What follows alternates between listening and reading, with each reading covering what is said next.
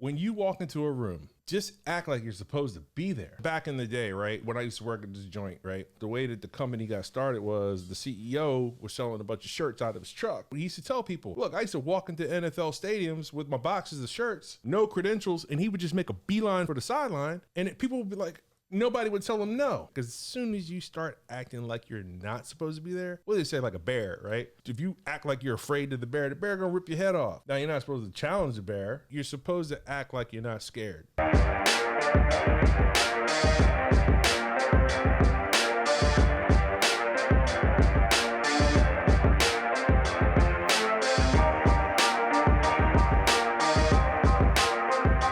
Hey, everybody, Gerard here.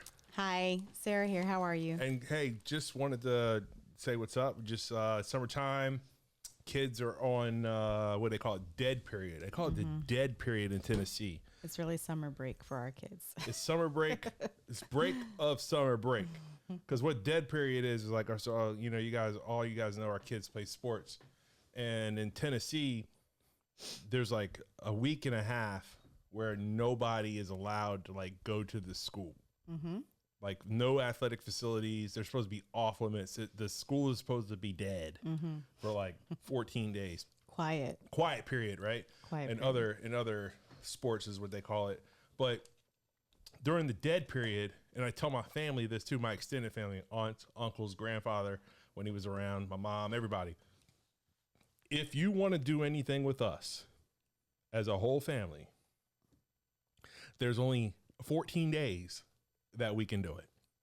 Mm-hmm. It's during the dead period because we always had a kid playing middle school sports, or we had a kid playing high school sports, or we had a kid playing high school whatever. And then even from a college standpoint, we had two kids playing college, right? Gianna just figured out where she's going to school. Gerard's in grad school playing football, but they're all off the week before the 4th of July, and the 4th of July week is the dead period. Right. So that's the only time we could do anything. So the kids are on dead period right now, but you know, they're still working out. I mean, we had a workout this morning, but not at the school, right? So you have to do your own thing. So one gym is offering kids a free summer of a gym membership so they can go work out. Mm-hmm. And then, you know, Engage is on the other side. So Gabby's doing that. Engage on the other side. He's, you know, he's doing his football workouts and all that kind of stuff like that. So he got football workout this morning. Well, him and Gabby had speed and agility this morning. And then this afternoon, Gage has got a football workout that we decided to jump on here and do this before the football workout. And they got postponed because it's 130 degrees outside. So they kind of pushed that back. But, you know, so what do we want to talk about today?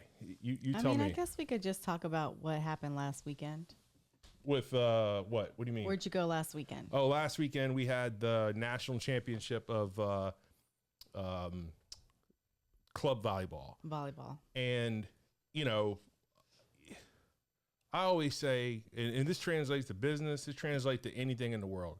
And I was telling you the other day, if you act like you're supposed to be there, people will assume you're supposed to be there. But you start walking around, excuse me, Can you tell me where if you start doing that, then people are like, yo, man, who are you? What are you doing here? Right? Mm-hmm. But if you act like you're supposed to be there, they'll do one or two things, right? Right. They're going to one or two things. One, they're just going to be like, yeah, man, go over there. Or they're going to go because they want to say something. Right. But they're like, you know what? That person seems pretty important. I don't want to offend them by telling them like, hey, you're not supposed to be here or whatever. Mm-hmm. So one or two things happen. They go, and then you're like, hey, man, how you doing? So what I did was all right, so we're at volleyball, and there's a bunch of college coaches walking around, and we could talk, we're going to talk about this later on. The whole volleyball thing is we got a football kid, we got a track kid, we've done basketball. This volleyball thing is a racket. We're talking about this later. Whole nother level, but it's something else, right?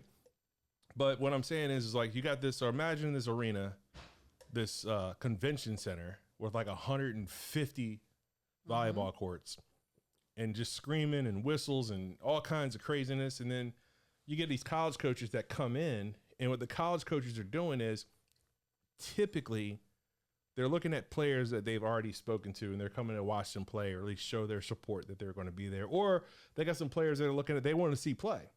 But occasionally they'll stop and watch some courts and see a girl that, so what I've always told people to do and tell Gabby is like, hey, email the coaches that are going to be there. Tell them what court you're going to be on. And they may or may not come. But if they come, then it's good. You made a connection. So what I did was I wore, and I didn't do this on purpose, but what I saw was people assumed, and I've done this in track too. So I wore this shirt, right? Son goes to Kennesaw State, right? Playing tight end or whatever he's going to play. Football. And there was a Kennesaw State coach. There was all these coaches. So what I found was I'm walking around, standing up straight, got my phone out, and I come into the arena, and then somebody says, hey, coach, over here. I was like, okay, cool. So I just went over to where he said, because a lot of times anyway, as a dad, people call me coach. Do you know that? Do you notice that? Have you noticed that before? I called other dads coaches. Right. So I'm like, cool. So I walk through the coach line, and then now I go to the coach hospitality room. I go get me a muffin. I get me some coffee, and I'm walking around, and everybody in there is like, we don't know who that is. But I never once acted like I wasn't supposed to be in there. I was waiting for somebody to tell me, hey, man, let me see your badge. Or, hey, man, get out of here. And not once did somebody ask me who I was or my credentials or anything like that. So I just rolled with it. Walked around, got my free stuff, walked around to the courts, looking around. And then I was like, okay, I'm not going to mess with people now. So then I started standing at courts, like looking. And then somebody hit the ball out of bounds, I go, and walk off, right? Everybody like, oh, the coach left, So then I go talk to my kid, and then coaches would see me talking to my kid and be like, oh, well, that coach is talking, so let me go see what's going on here too. So I say all that to say is like, just when you walk into a room, just act like you're supposed to be there. And you'll get along with, it happened back in the day, right? With when I used to work at this joint, right? And the way that the company got started was the CEO was selling a bunch of shirts out of his truck, and he used to tell people, "Look, I used to walk into NFL stadiums with my boxes of shirts, no credentials, and he would just make a beeline for the sideline, and people would be like, nobody would tell him no, because if you pretend like you're supposed to be there, nobody's going to question you at all, because most of the time people are afraid to even challenge you, and then the other time is like." They don't even care. There's nobody, half the time, nobody's thinking about you. Nobody's thinking like, what's he doing in here? They're wondering why they're there themselves. Right. You know what I'm saying? You don't do that, do you? No, I don't do that. Why not? What is your thoughts on it? I don't know. I just feel like you're right, though. Sometimes you do need to create the presence that you want for the outcome that you're looking for. You know what I mean? Yeah, so what I do is at the very bottom line of this is what? Confidence, right? Confidence, right? Act like you've been there before, and act like you belong there. And everybody needs confidence. It's can be used in every situation. I used to do it in track, right?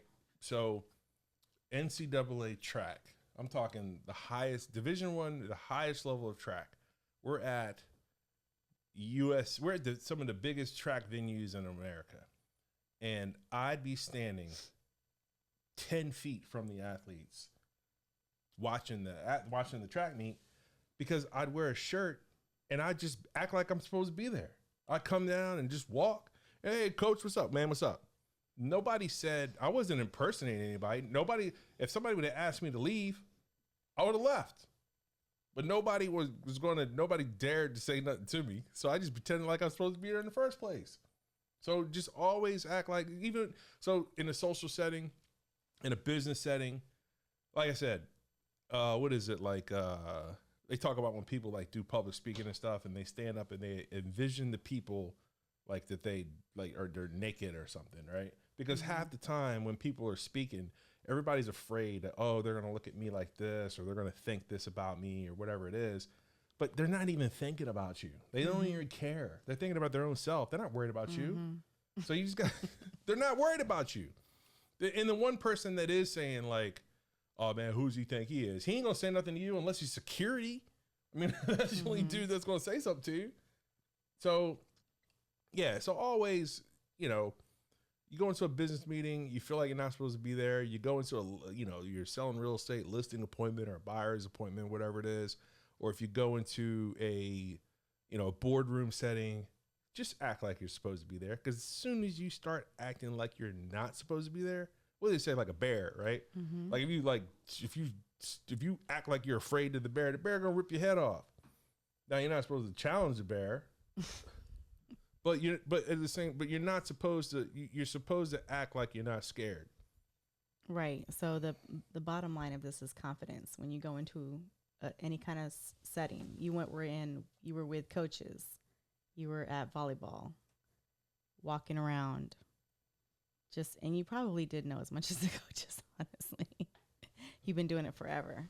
I mean, we've been doing this for a long time. But yeah, so yeah, that's the moral of that story. So yeah, so short drop today. Always be confident in what you're doing, and always kind of just act like you're supposed to be there, right? Right. So you got anything else you want to add? No, that's it. All right, cool. So, hey, you're supposed to be here. Check out this video. Check out the next one. And we will see you next time. Bye.